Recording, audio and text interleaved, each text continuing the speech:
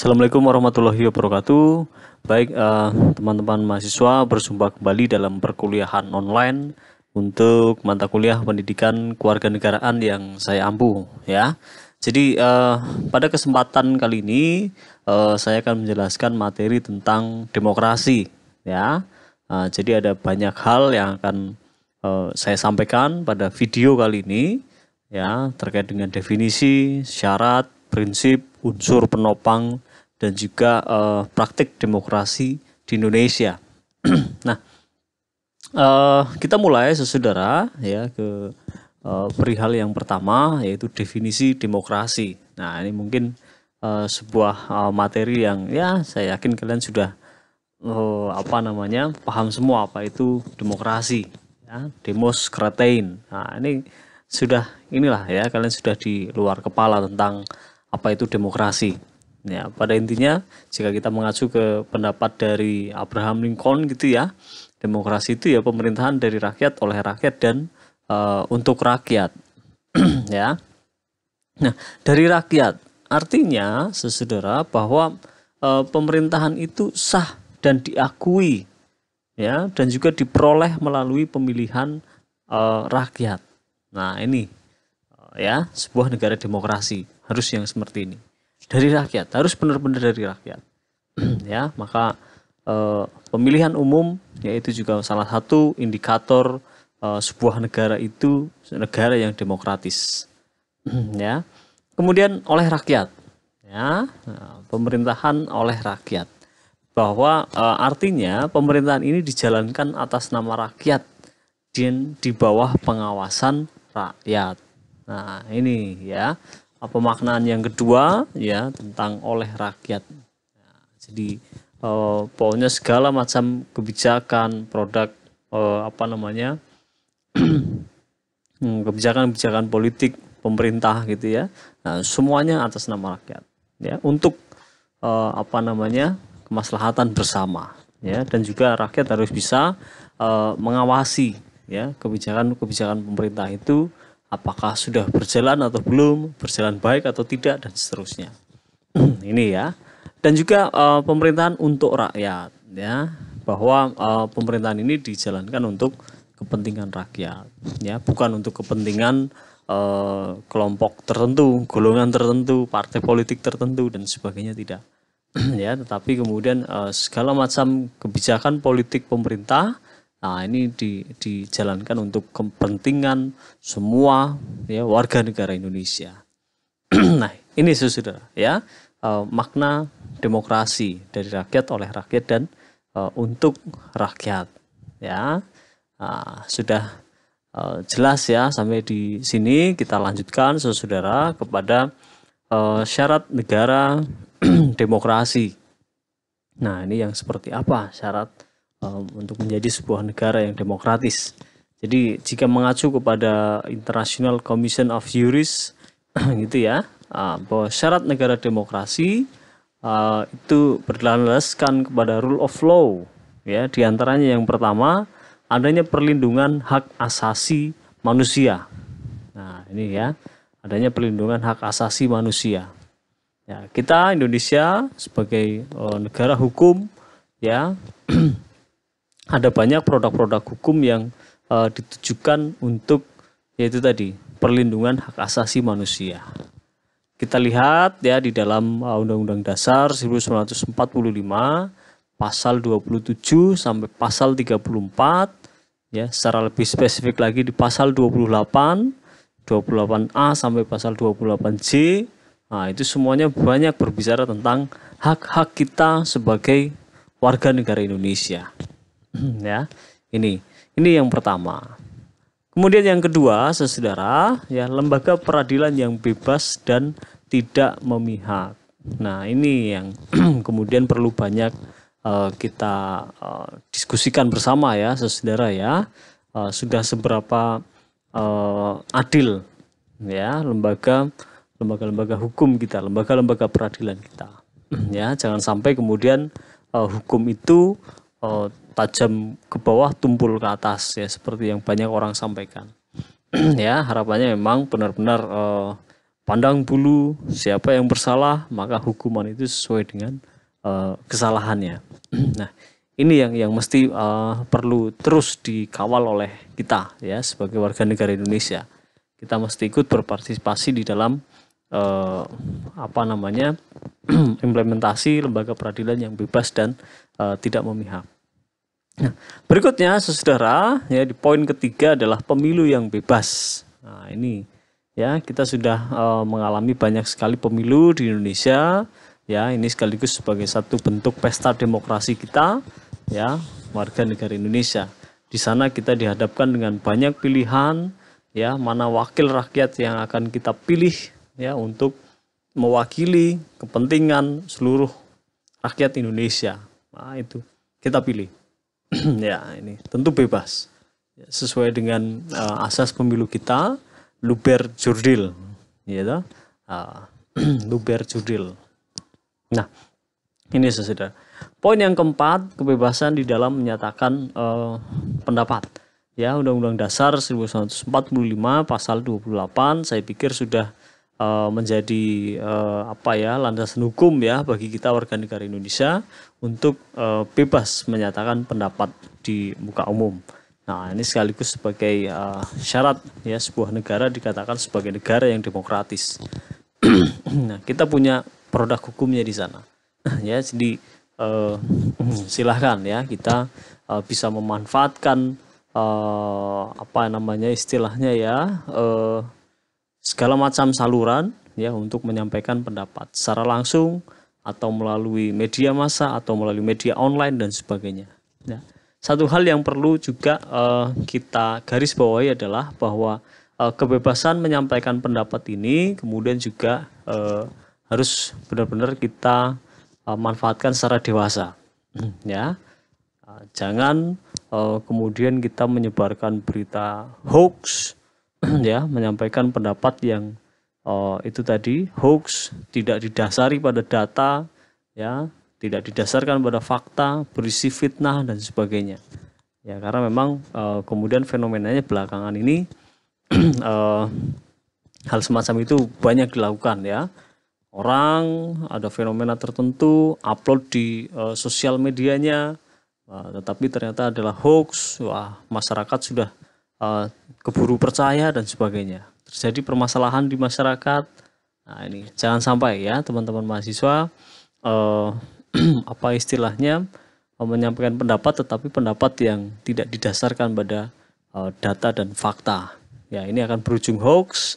Ya, ujung-ujungnya kalau itu kemudian menimbulkan keresahan di masyarakat, menjadi permasalahan di masyarakat, ya Anda bisa diciduk oleh polisi dengan undang-undang UU ITE. Ya, UU ITE. Nah, ini perlu waspada juga ya di dalam berpendapat di media sosial dan platform yang lain. Ya, harus betul-betul berdasarkan data fakta dan sebagainya. Ini poin yang kelima, saudara, yaitu kebebasan berserikat, berkumpul dan beroposisi. Ya, silahkan ya teman-teman mahasiswa ini juga biasanya suka dan sangat aktif ya di dalam kegiatan berorganisasi. Silahkan, selagi organisasi itu positif ya, bisa untuk pengembangan diri ya, silahkan. Ini adalah hak kalian semua ya, hidup di sebuah negara yang demokratis. Nah, berikutnya yang keenam adalah pendidikan kewarganegaraan ya, seperti yang saat ini sedang teman-teman jalani ya, mengikuti pendidikan kewarganegaraan. Nah, sekiranya ini saudara ya 6 syarat negara demokrasi menurut International Commission of Jurists ya, berdasarkan pada konferensi Bangkok tahun 1965. Nah, berikutnya saudara ya kita akan jelaskan tentang prinsip demokrasi. Nah, jadi ada 5 ya prinsip sebuah negara ya di dalam berdemokrasi. Yang pertama adalah akuntabilitas. Ya, jadi segala kebijakan pemerintah, segala keputusan politik pemerintah ini harus bisa dipertanggungjawabkan. Ya, dalam sebuah negara demokrasi pasti ya segala kebijakan pemimpin, pemerintah dan sebagainya harus bisa dipertanggungjawabkan kepada warganya. Ya, akuntabilitas. Nah, kemudian yang kedua adalah rotasi kekuasaan. Nah, inilah makanya kemudian ya kita pasti dalam 5 tahun sekali menjumpai adanya pemilihan umum. Nah, ini poin yang keempat sekaligus ya, bahwa memang itu sebagai pesta demokrasi ya agar ada rotasi kekuasaan. Maka juga kemudian kekuasaan presiden juga dibatasi ya, 5 tahun ya, 2 periode berturut-turut dan sebagainya. Ini ada pembatasan di sana. Tentu ini beda dengan negara-negara monarki absolut gitu ya, yang kekuasaan rajanya ya terus ya seumur hidup ya dia adalah raja dan sebagainya. Nah, tentu beda. Kita sebagai sebuah negara demokrasi maka ada rotasi kekuasaan. Yang ketiga, saudara, adalah adanya rekrutmen politik yang terbuka. Ya, kita sebagai warga negara Indonesia punya hak untuk memilih dan punya hak untuk dipilih. Nah, ini silahkan. Jadi kita semua di sini punya kesempatan untuk terjun ke dunia politik. Ya, nah, ada kalangan yang sementara ini sebagian hak-haknya dikurangi dulu. Ya, TNI dan Polri. Ya, jadi selagi mereka masih berstatus sebagai TNI atau Polri aktif, nah maka hak-hak politik mereka dicabut sementara. Nah, jadi kalau mau mencalonkan diri sebagai bupati, gubernur, wali kota, ya presiden, nah maka dia harus pensiun dini dulu, ya, melepaskan jabatannya, ya, untuk beralih menjadi warga sipil dan juga kemudian bisa mengikuti kontestasi politik yang sedang berlangsung. Nah ini ya, ini rekrutmen politik yang terbuka. Saya jelaskan dulu juga tadi ya beberapa kelompok yang hak-haknya sementara masih dicabut. Ya, nah poin yang keempat, pemilihan umum tadi sudah saya jelaskan di awal ya, berbarengan dengan rotasi kekuasaan. Kita langsung saja masuk ke poin yang kelima, yaitu warga negara ya bisa menikmati hak-hak dasarnya. Ya, inilah dalam sebuah negara yang demokrasi. Ya, kita punya hak untuk bersuara, berkumpul, kita punya hak untuk mengembangkan diri, kita punya hak berkomunikasi, kita punya hak untuk berkeluarga, melanjutkan keturunan, punya hak hidup, hak untuk tidak disiksa, hak untuk dilakukan dengan baik, hak di bidang pendidikan dan macam-macamnya. Ya, itu hak-hak dasar yang kita punyai sebagai warga negara Indonesia. Ya, ketika kita bisa menikmati hak-hak itu, berarti negara ini sudah menjalankan prinsip-prinsip demokrasi.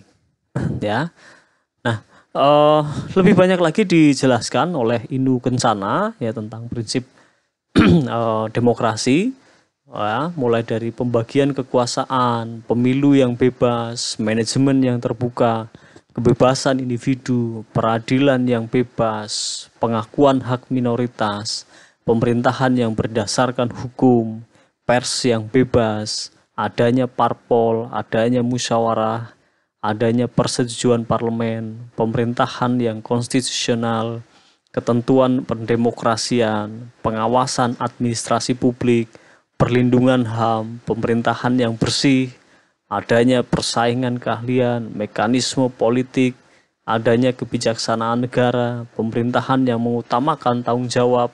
Nah ini ya, banyak sekali ya prinsip demokrasi menurut Inu Kencana. Nah, saya jelaskan juga saudara ya unsur yang menopang tegaknya demokrasi. Nah ini yang saya juga perlu jelaskan berikutnya. Ya, yang pertama negara hukum. Nah ini negara yang didasarkan pada hukum, inilah yang menopang tegaknya demokrasi. Maka di Undang-Undang Dasar kita ya sudah dijelaskan di sana negara berdasarkan hukum. Ya, ini kita sudah punya instrumen itu. Ya. Yang kedua adalah masyarakat madani. Seperti apa masyarakat madani ini? Masyarakat yang punya partisipasi, masyarakat yang mau kemudian terlibat langsung di dalam jalannya pemerintahan, ikut mengawasi, ikut berpartisipasi. Inilah masyarakat madani, masyarakat yang punya kesadaran untuk berpartisipasi. Ya, jadi bayangkan kalau dalam sebuah negara demokrasi tetapi masyarakatnya semua apatis, tidak mau tahu. Wah, ini ya, pemerintahan atau kekuasaan yang tidak diawasi, kecenderungannya akan mengarah kepada tindakan-tindakan yang menyimpang. Nah, oleh karena itu ya, dalam sebuah negara demokrasi masyarakat perlu terlibat aktif, perlu berpartisipasi ya dalam jalannya pemerintahan. Ini saudara. Yang kemudian unsur penopang yang ketiga adalah infrastruktur politik. Ya, kita punya banyak ya dalam catatan ini ya, yang terakhir ada 10 partai politik ya, infrastruktur partai politik ya. Ini yang menopang juga tegaknya demokrasi. Ya, jadi partai-partai politik ini sekaligus sebagai sarana penyalur ya aspirasi masyarakat, menjalankan fungsi rekrutmen politik, menjalankan fungsi regenerasi politik ya, sarana penyalur aspirasi masyarakat dan sebagainya. Inilah fungsi dari infrastruktur politik. Nah, kemudian berikutnya, saudara, unsur penopang yang keempat adalah pers yang bebas dan bertanggung jawab. Nah, ini maka kita perlu soroti juga ya, pers di Indonesia, apakah netralitas mereka sudah baik begitu ya dalam mengawal jalannya pemerintahan ini. Maka inilah yang perlu kita awasi bersama-sama, saudara ya, pers yang bebas dan bertanggung jawab. Nah, setidaknya itu materi-materi dasar tentang demokrasi ya yang perlu teman-teman kuasai ya. Nah, coba kemudian juga ya, pengetahuan dasar itu teman-teman gunakan untuk menganalisis ya tentang demokrasi yang sejarah demokrasi di Indonesia ya. Di sini saya gambarkan perjalanan panjang demokrasi Indonesia ya, mulai dari masa 1945 sampai 1959, masa 1959 sampai 1965, masa 1965 sampai 98, masa 98 sampai sekarang. Nah, ini silahkan kalian pelajari secara mandiri ya materi ini. Tidak mungkin saya jelaskan pada video kali ini karena bisa akan sangat panjang untuk menjelaskan proses demokrasi di Indonesia yang ini. Nah, jadi kalian pelajari ya materi ini secara mandiri, gunakan dasar-dasar demokrasi yang sudah saya jelaskan sebelumnya. Baik, itu saudara ya. Jadi bisa saya simpulkan bahwa perkembangan yang ideal akan tercapai melalui demokrasi.